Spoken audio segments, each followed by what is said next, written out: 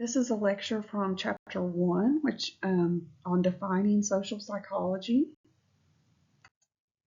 This is a quote I really like. The social psychology of this century reveals a major lesson.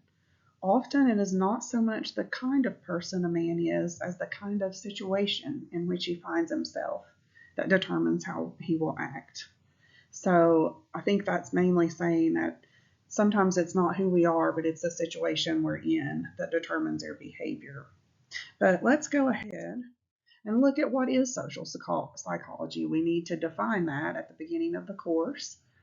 Social psychology is the scientific study of how people's thoughts, feelings, beliefs, intentions, and goals are constructed within a social context by the actual or imagined interactions with others.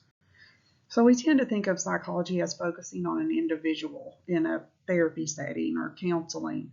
Social psychology studies that individual within their environment and how they interact with their environment.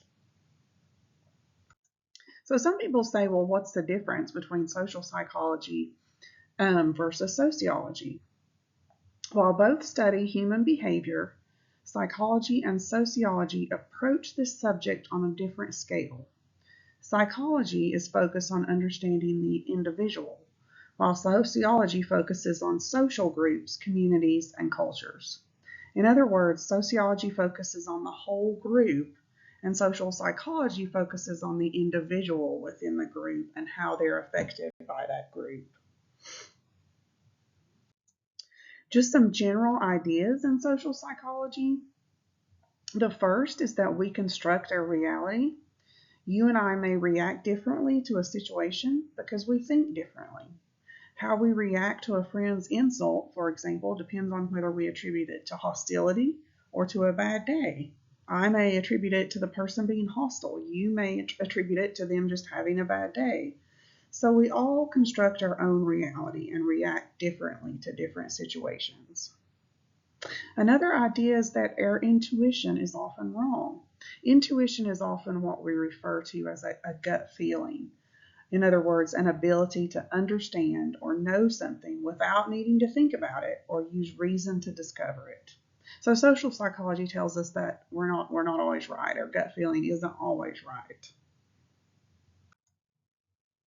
Social psychology also tells us that our behavior is shaped by social influences. We are social creatures. As social creatures, we respond to our immediate context. Sometimes the power of a social situation leads us to act contrary to our expressed attitudes. And that's kind of the same idea that was in the first quote I presented, is that sometimes a social situation can be so powerful that it overtakes our attitude or what we would normally do if we weren't in that social situation.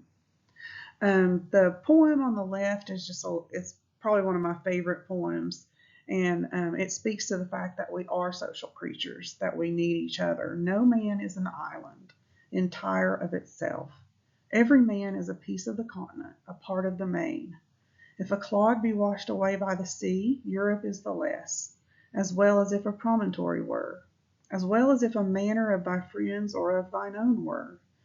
Any man's death diminishes me because I am involved in mankind, and therefore never sin to know for whom the bell tolls. It tolls for thee. Again, I think that speaks to just how we are all connected and we are social creatures, and so we all affect each other.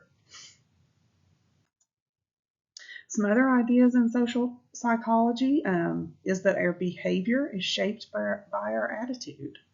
Our inner attitudes affect our outer behavior. For example, if I'm beginning a new job and I've heard negative things about the company, I'll likely have a bad attitude going into the first day.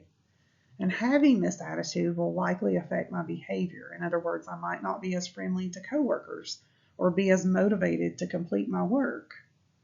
Our behavior is affected by biology. That's another concept in social psychology. A common debate in psychology is, are we more influenced by nature or nurture? In other words, nature would be our genetics. Are we more influenced by those, or are we more influenced by our environment? In other words, our family, our social networks, our church, our school. Well, we know, as you might have guessed, we're influenced by both. Part of us is from genetics, part of us is from our environment. So, why is social psychology important? Why should we study social psychology? As with any topic in psychology, it helps us understand human behavior, which can lead us to having more effective communication with those in our lives and resolving conflicts in an easier manner, help us build relationships with other people, and develop us personally, give us more knowledge, again, about human behavior and how to communicate effectively. And you can take all those skills into any setting, into your family setting, into your work setting. Any setting involves effective communication and building relationships.